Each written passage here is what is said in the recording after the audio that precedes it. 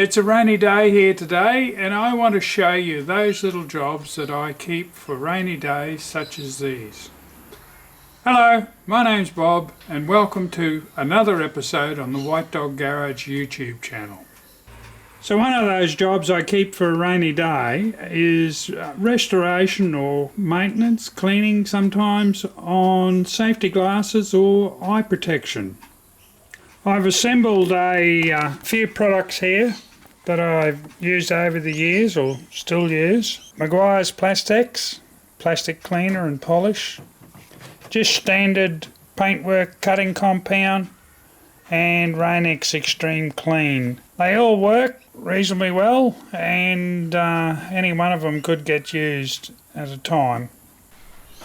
I start by washing the glasses in dishwashing detergent and then rinse them off in water. I've collected quite a few safety glasses over the years, and instead of restoring an old pair, I often just buy a new pair. Of course, I never throw the scratch ones away, so I mark this job down as one for a rainy day, and that day has finally come for them.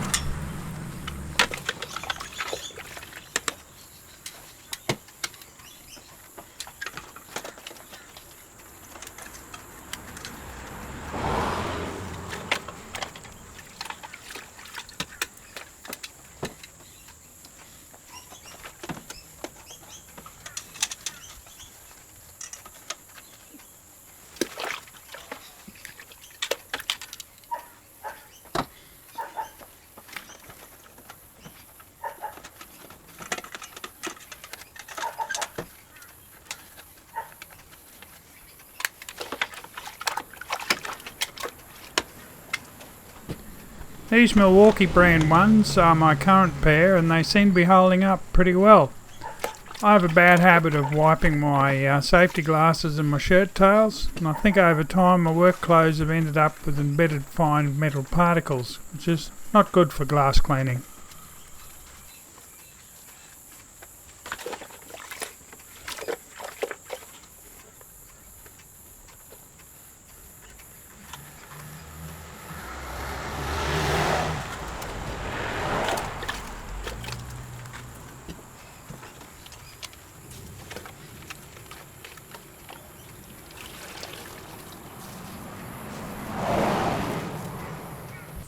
With all the glasses washed, I wipe them dry using a microfiber towel.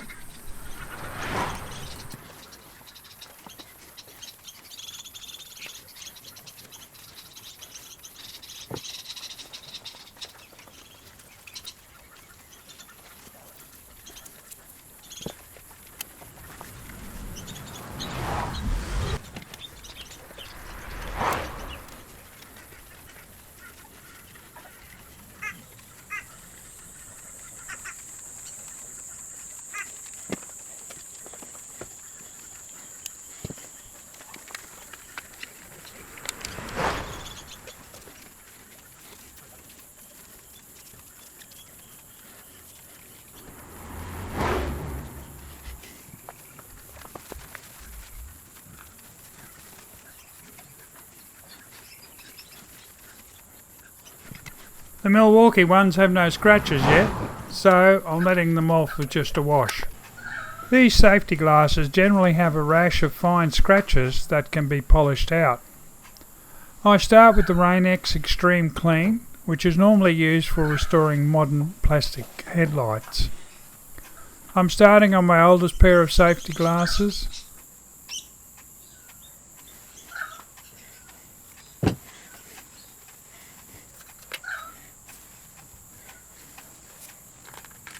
A dab of the cream and then a bit of elbow grease to polish off the scratches.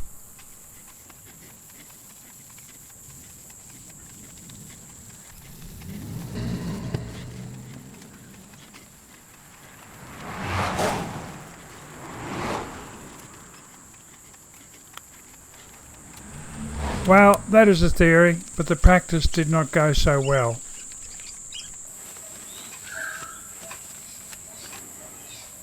In the end, they ended up clear. Now, I had to bring in the big guns for that one. Had to resort to my selection of cutting compounds. Sometimes you just get so scratched, that's what needs to happen. Gets a little easier after this. So again, just a smidge of Rain-X.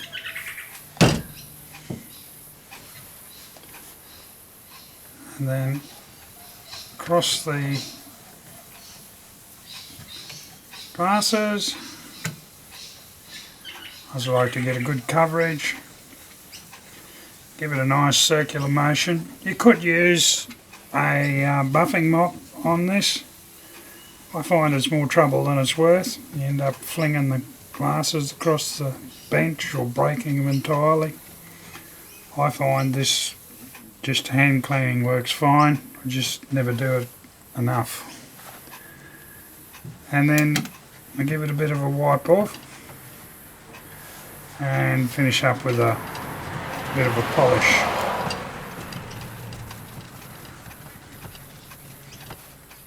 Another set ready for use. And I'll continue on through these. I might just show you the sunglass ones.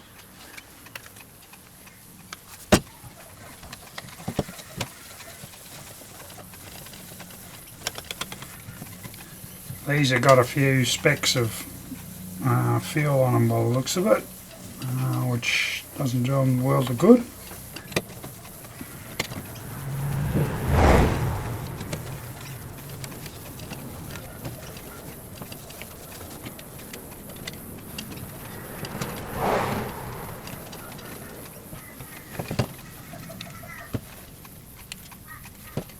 It was a bit worse than I thought, so these are going to get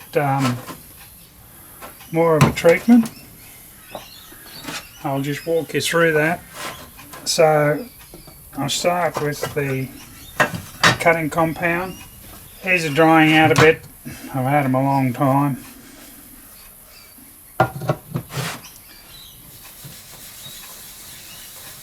This will scratch the surface, and you could, if you really wanted, use some, say, 1200 grit sandpaper and then move up to 1500 grit.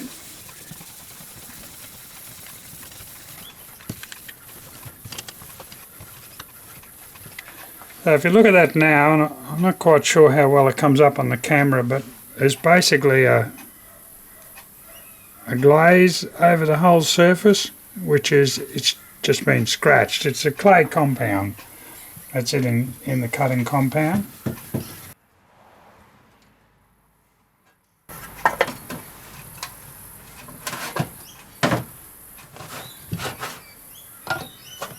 So the next one's number 2.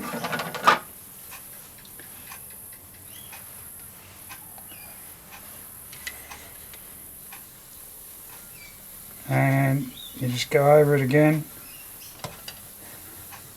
Again, you could use a mop, but it's not worth it for something this small.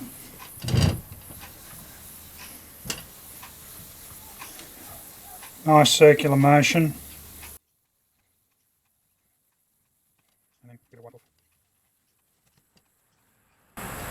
You look at it, again, I'm not quite sure how well you see it, but it's still got a glazed surface.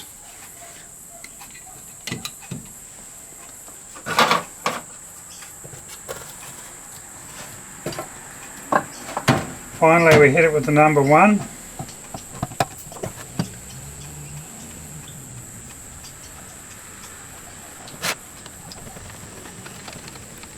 Again, just circular rubbing motion.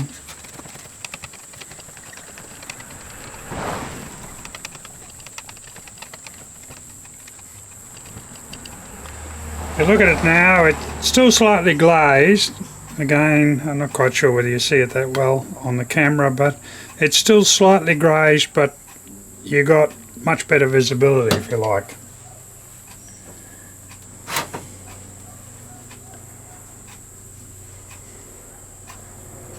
I find a suitable spot on my rag, and this is the fine cut.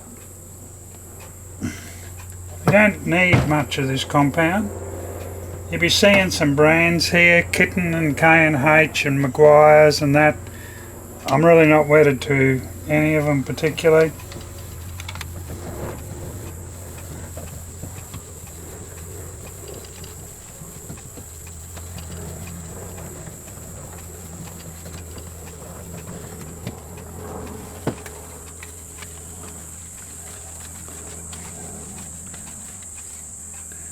Well, you can see now it's quite reasonably clear now. Still got a bit of a permanent mark there which has come from fuel splash, I suspect.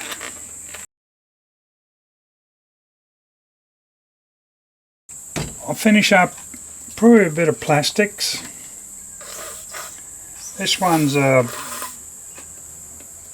bit more aggressive polish than the Rain-X.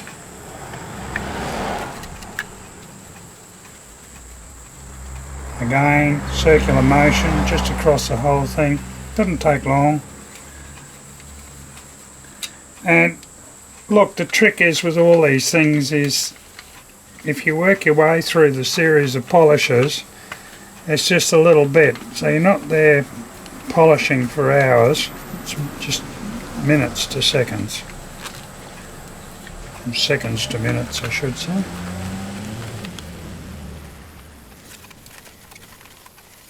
If you look there now, it's quite a nice, well, not nice, but quite a good shine. Reasonably clear. And that's it. All done now, ready for use. One pair was beyond repair. No, it got binned. But everyone else got a clean, a polish, some got an extra polish, and they're all good to use again.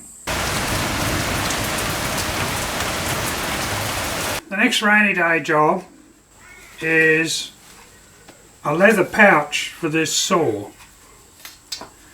It's one that I take with me on camping trips, just for cutting wood. It's very handy for that. As you can see, I normally have it wrapped in a piece of rag, and it could do better. So what I intend to do is make a leather pouch for it. I assembled my leather tools as well as an offcut of leather that I'm going to use to make the pouch or sheath for the saw.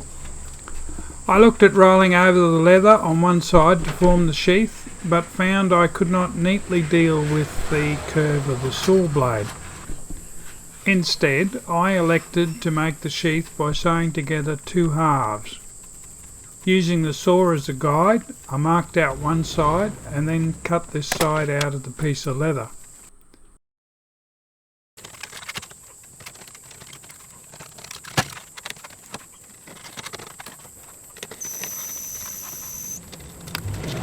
I'm not a leather worker, it's not my skill, but I'm happy to do simple leatherwork jobs like this. Then, checking against the blade, I was happy with the shape and moved on to cutting the second side.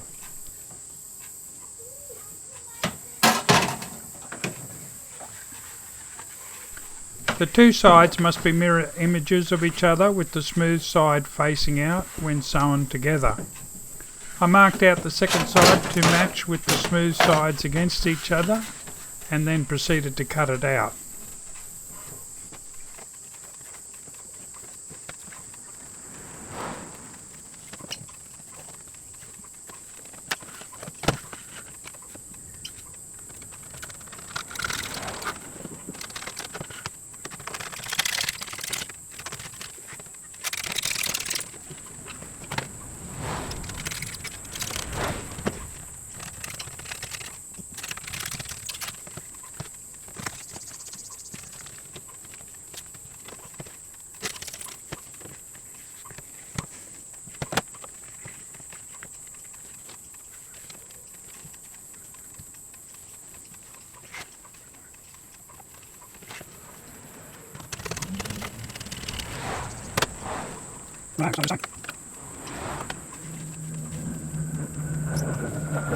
Then I started the job of sewing them together, starting at the top. I have a prong punch which I use to make the starting holes.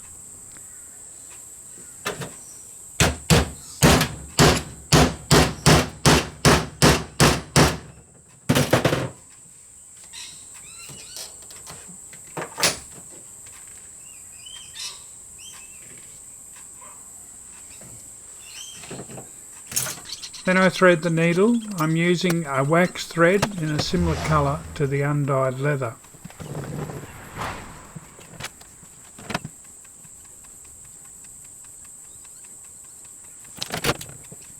There's no style to my sewing as such, but I'm over sewing the start of the line, as this is where the hilt of the saw will rest, and I am thinking it will need some extra strength.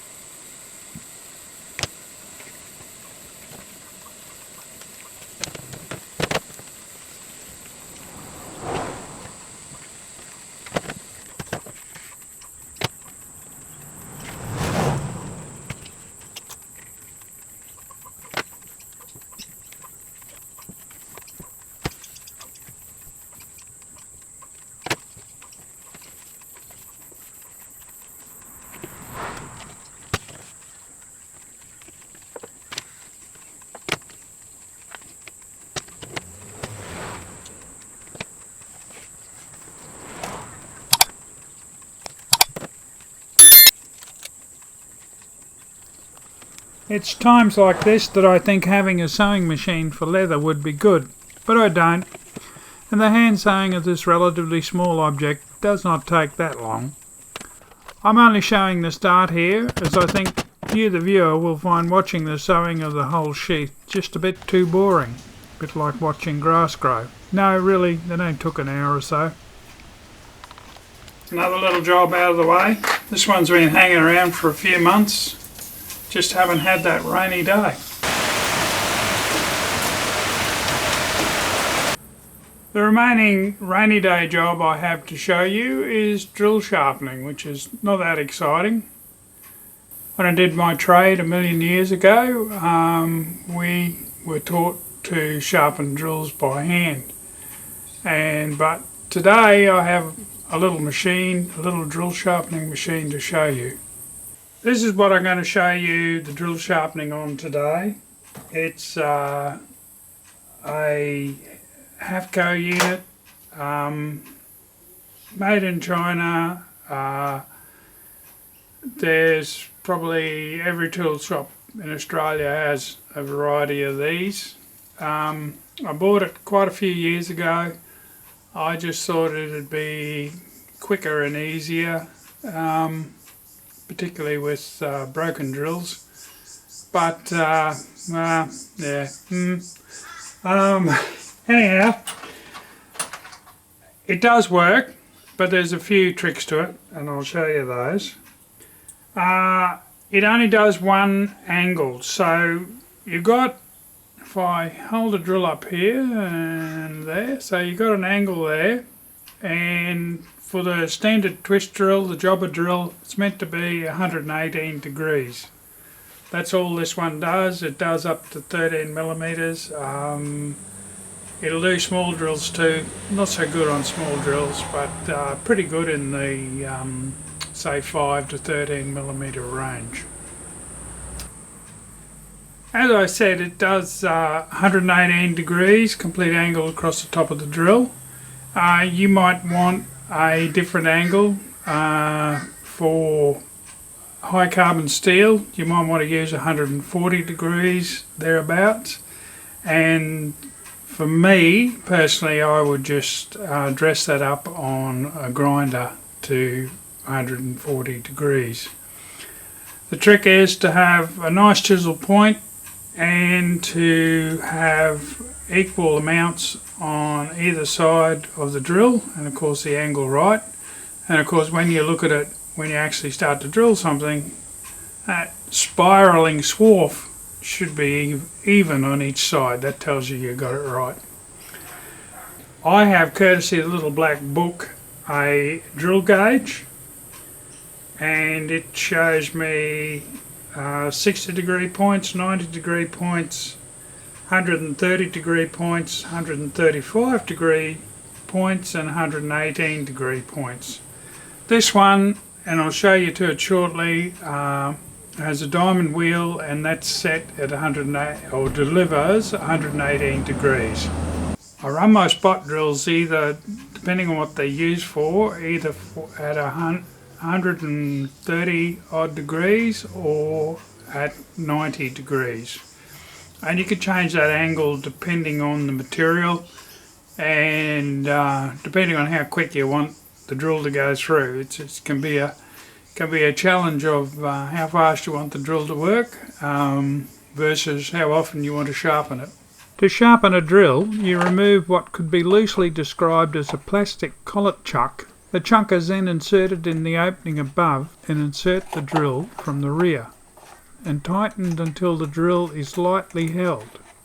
Pushing the black button on top of the machine opens a pair of spring leaves and the drill is pushed forward until it hits the stop and the button released, allowing the leaves to grip the drill flutes, and the chuck is then tightened to firmly grip the drill.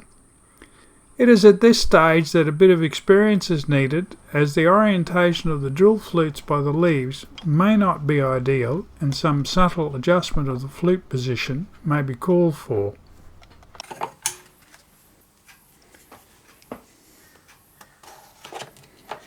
The drill grinder is started up and the chuck and drill are inserted in the front grinding dock, making sure the locating fingers are correctly aligned.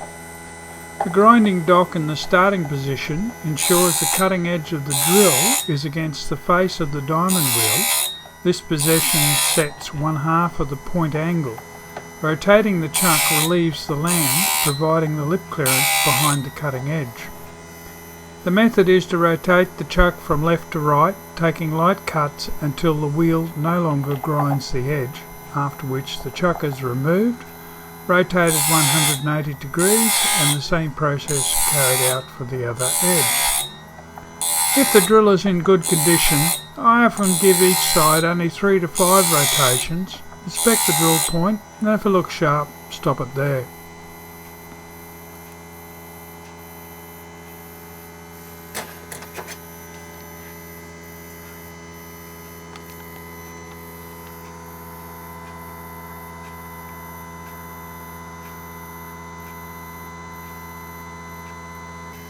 This sharpener has the facility to reduce the land on the drill face. This is done after sharpening, where the chuck is inserted in the top grinding dock, making sure the alignment fingers are hard against the clockwise stops. The chuck is rotated anti-clockwise to the other stop and the grinding stops. The chuck is then turned 180 degrees and the process repeated. With only 2 drills to sharpen, that's my day done. Well, that's another set of rainy day jobs out of the way. I hope you enjoyed the video. I look forward to talking to you next time. Bye.